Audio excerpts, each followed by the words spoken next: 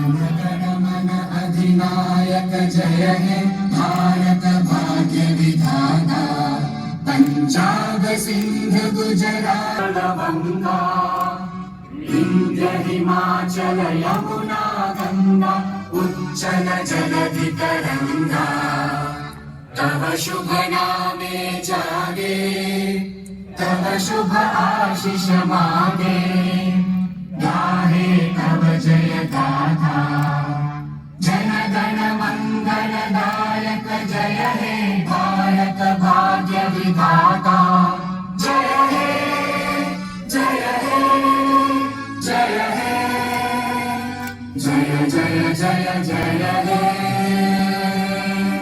वंदे जन वंदे भारत माता के भारत माता के भारत माता के ગણતંત્ર દિવસ દરેક જણ જાણીએ છીએ. આપણે સૌ શિક્ષક પણ છે અને કર્મચારીઓ પણ છે. આપણે દરેક એની મહત્વતા અને મહત્તા સમજીએ છીએ. આજે પણ કર્તવ્ય પદ પર રાષ્ટ્રપતિ હુંથી ઉપર કરીએ અને અમીની ભાવના વિકસાવીએ. આપણે એક ટીમ ભાવનાથી કામ કરીએ અને આપણું પોતાનું યોગદાન સ્વવિકાસથી કરીએ. સ્વ એટલે શું? સ્વ શબ્દ લોકો સ્વાર્થ સમજે છે.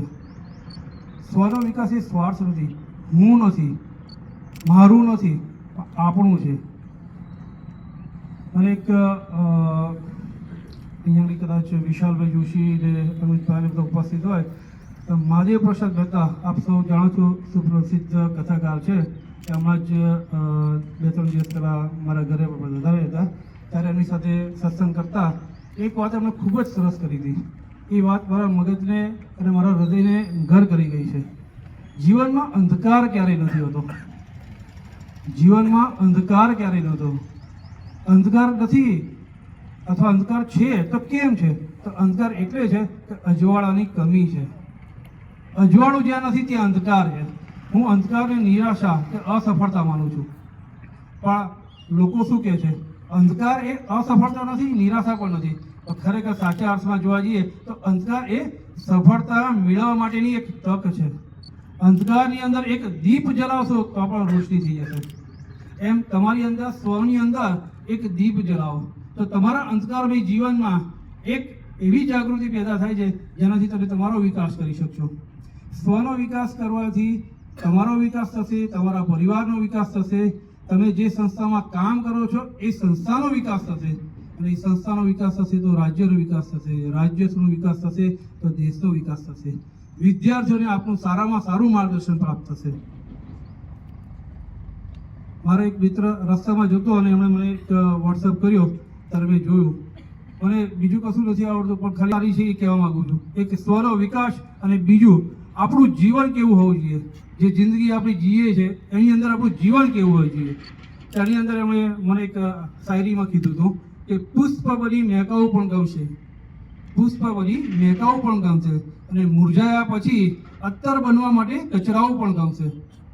પુષ્પ બની મહેકાવું પણ ગમશે અને મુરઝાયા પછી અત્તર બનવા માટે કચરાવું પણ ગમશે. કારણ કે બંને પરિસ્થિતિની અંદર તો સુવાસ જ ફેલાવવાની છે.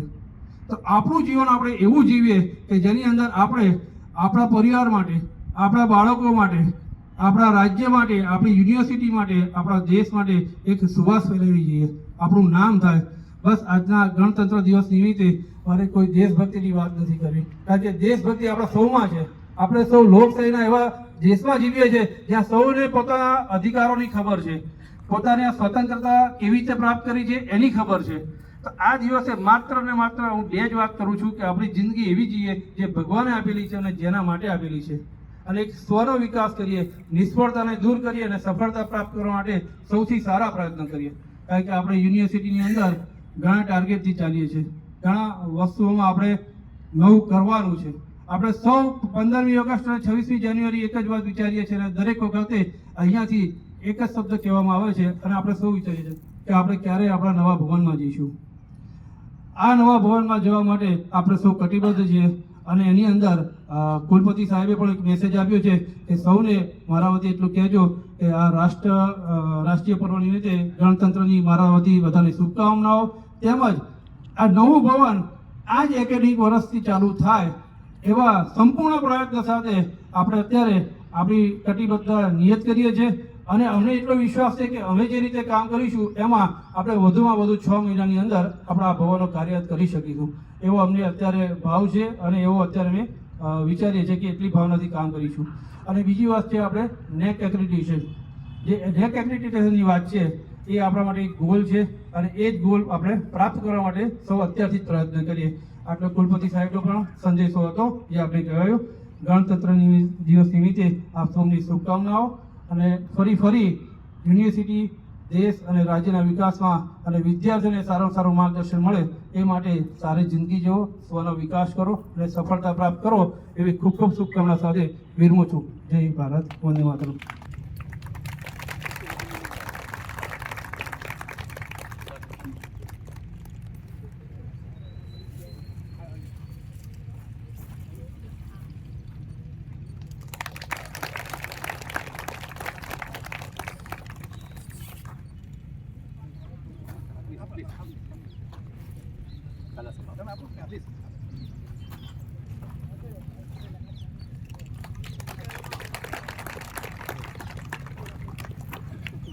ધન્યવાદ ઝાલા સાહેબ, ધન્યવાદ સોની સાહેબ. ઋષરાજભાઈએ કીધું ખૂબ જ સરસ વાત છે. આજના આ દિવસે આપણે જે સન્માન કાર્યક્રમ છે એની અંદર જે વિદ્યાર્થી ભાઈ આટલું સરસ ગોલ્ડ મેડલ પ્રાપ્ત કર્યું છે એવી એક બેન પણ છે જે આજે અનિવાર્ય સંજોગો કારણે આવી શકી નથી પણ એણે પણ એક સિદ્ધિ પ્રાપ્ત કરી છે.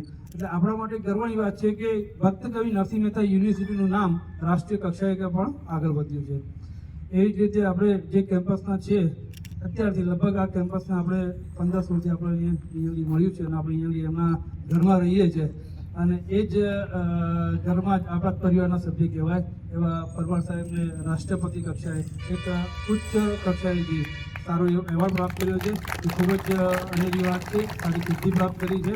એટલે આપણે પણ આ જ દિશામાં વિચારીએ કે સાહેબે જે વિદ્યાર્થીઓ માટે કર્યું એ વિદ્યાર્થીઓ માટે કર્યું એ એમના માટે સિદ્ધિ થઈ ગઈ છે. કારણ કે એમણે પોતાના માટે વિચાર્યું નથી, એમણે સ્વનો ખરેખર અર્થમાં સ્વનો વિકાસ કર્યો છે. એમણે પોતાના માટે નથી વિચાર્યું પણ પોતાના વિદ્યાર્થીઓ માટે વિચાર્યું છે કે વિદ્યાર્થીને હું સારી રીતે આગળ વધારી શકું, કે હું સારું શીખવી શકું. એના માટે જે ડેવલપ કર્યું એ ડેવલપમેન્ટ એમની સિદ્ધિ બની ગઈ છે અને એમને એક એવોર્ડ મળ્યો છે. તો ખરેખર સાચા અર્થમાં સરકારી પોલિટેકનિક કેમ્પસ દ્વારા જે આપણને સહકાર મળ્યો છે એ બદલ હું ફરી આભાર માનીને આરકે પરમારને ફરીથી શુભકામનાઓ પાઠવું છું, શુભેચ્છા પાઠવું છું.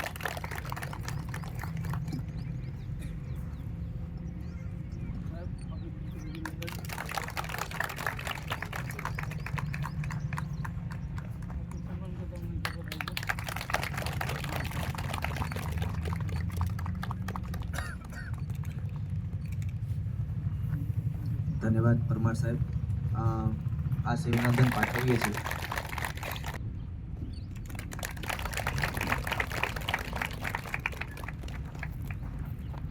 ધન્યવાદ. દ્વિતીય ક્રમાંકે છે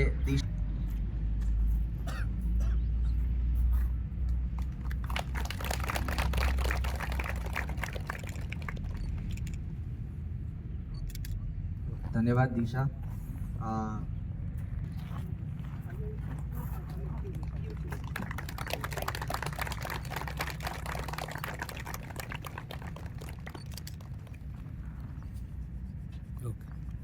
સ્ટાફ દિવસોજી પાઠવે છે. જે પણ વિદ્યાર્થીઓનું દુઃખદ અવસાન થયું છે તેઓના વાલીઓને વિદ્યાર્થી સુરક્ષા નિધિ સહાય અંતર્ગત 1 લાખનો ચેક અર્પણ કરવામાં આવશે.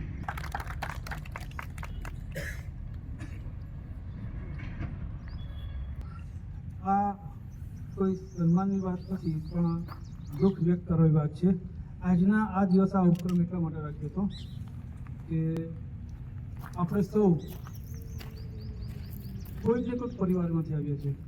જ્યારે પરિવારના કોઈ બાળકનું, વિદ્યાર્થીનું જે યુવાન વયે પહોંચ્યું હોય છે અને એનું અવસાન થાય તો પરિવાર પર શું લાગણી વીતતી હોય છે. તો આપણે સૌ આ બાબતે આજે એક મેસેજ મૂકવા માગું છું કે બધાને એક વસ્તુ જણાવવા માગું છું કે આવા વિદ્યાર્થીઓ કે જ્યાં આપણે આસપાસ હોય, કોઈ કોલેજમાં હોય, એના માટે યુનિવર્સિટી કક્ષાએથી જે આપણે બહુ તુચ્છ વેલ્યુ માત્ર 1 લાખ રૂપિયા આપણે સહાય કરીએ છીએ પણ એ પરિવારને 1 લાખથી એનો પુત્ર પાછો નથી મળતો, પરંતુ પરિવારને સેજ તકલીફો રહી જાય છે અને અમને સહાય મળે છે. તો આપણે પણ જીવનમાં એક સંકલ્પ લઈએ કે આવા કોઈ પરિવાર, ભગવાન ના કરે આવું કોઈના ઘરમાં થાય, પણ કુદરત છે